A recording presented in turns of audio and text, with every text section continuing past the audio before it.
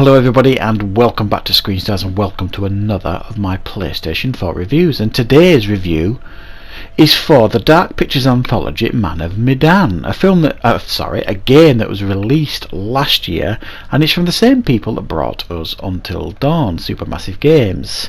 I really enjoyed Until Dawn. I have put a review on the channel for that game. I finally managed to complete it. I think it was last year or the year before, something like that.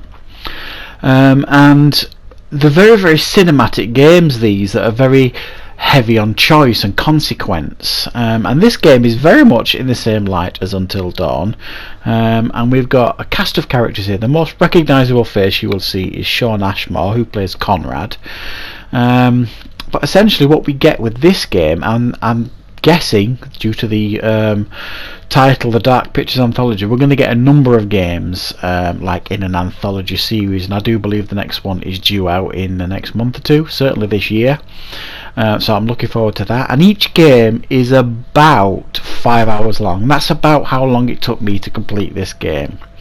There is a level of playability here because there is a mode that you can unlock called the Curator's Cut. I think it's something like that. And essentially the curator is the guy that is the narrator telling the story, very much like Until Dawn. You know, when you're talking to that psychiatrist, well, this is the curator. It's like a guy in a library who's holding all these special stories that you are allowed to read and tell the story of. And so once you complete the game, you can download this other version, the Curator's Cut, and replay it from different angles, different perspectives, different characters telling the story. Essentially it's the same story told from different perspectives, really. So it's a very, very cinematic game, and it focuses on a group of characters who have hired this boat to go out on some deep sea diving. They're going to look at some wreckage under. They think there's some wreckage at this location of like a World War II plane.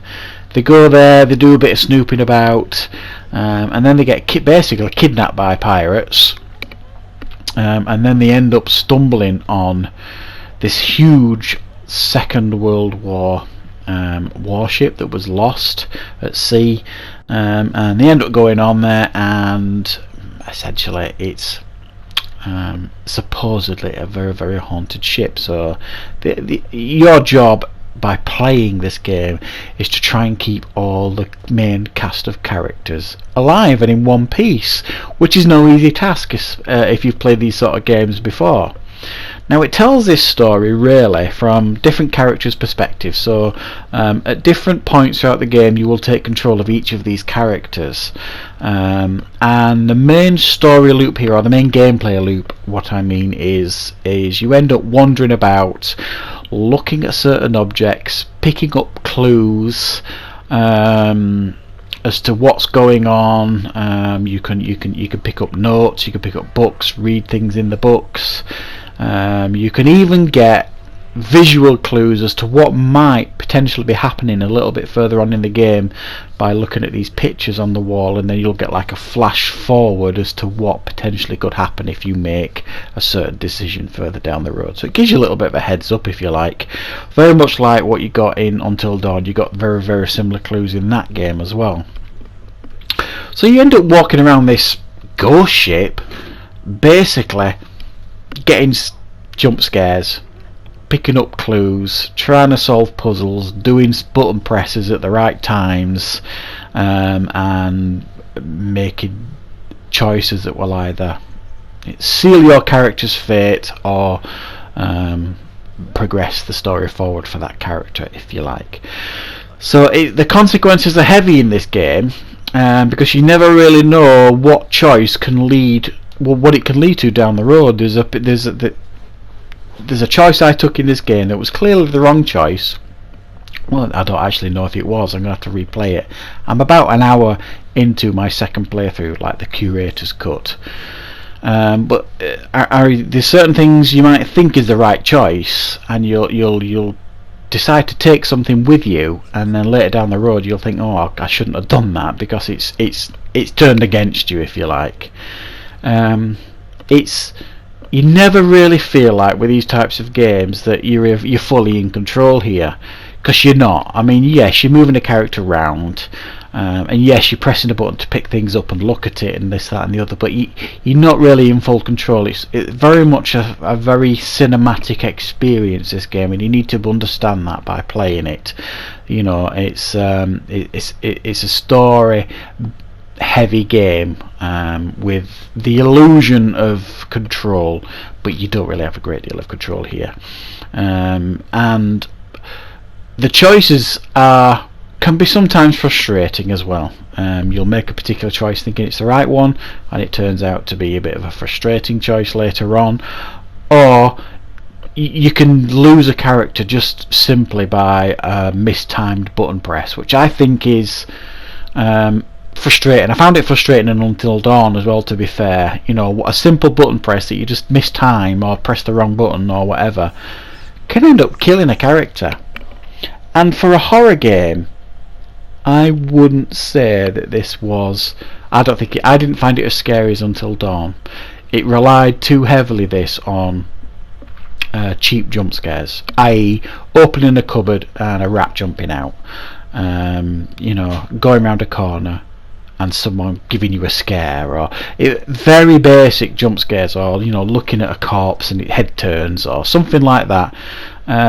So it didn't feel as scary to me or as horrific as Until Dawn, but they had a little bit more to work with on that game. It was a lengthier game than this. But yeah, it's a game that I picked up recently in a sale, because I think when it was first released, it was released at $24.99 in the UK, and I've just picked it up, I think, in the most recent PlayStation sale. I think it was $14.99 in that sale. Now, I think $14.99 is a fair price for this game, because you're getting 5 hours of content initially to play it through the first time, and I do believe the Curator's Cut was free. I'm not sure if it's always been free, and it will continue to be free, but it was free when I downloaded it. And that, if you like, gives replayability, so you can play it again. So you're getting at least 10 hours out of this to play it twice. But there is more replayability as well, because you want to go back and see if you can better yourself, keep everybody alive the second time you play it, or make certain decisions, different choices than what you did last time. So there is some level of replayability, so I think $14.99 is a good price. I don't actually think $24.99 is a horrific price. They're not overpricing it at that for a 5 hour stroke 10 hour game. So it's a game that I think is for a certain audience member, a certain game player. Ones who like cinematic games like Heavy Rain, Detroit Become Human, Until Dawn, the Telltale games. If you are into playing all those types of games, there's a game here you're going to enjoy. It's as simple as that. It's well made, it's a bit cheesy at times, the acting's good, there's no really seriously annoying characters like there was in Until Dawn. You do care about these characters, and you do want to keep majority of them alive. So from my perspective, I'm going to give it an 8 out of 10. I really enjoyed it for the price that I paid for it. If you know what you're getting when you go into this, which is a cinematic experience, it gives you the illusion of control, but you've got heavy choices here. So yeah, it's a fun, entertaining game, one that I recommend picking up on a sale rather than paying full price for. But you'll probably enjoy it, and I'm certainly looking forward to the follow-up in a couple of months of this Dark Pictures Anthology. So I hope you enjoyed this review. Thanks for watching.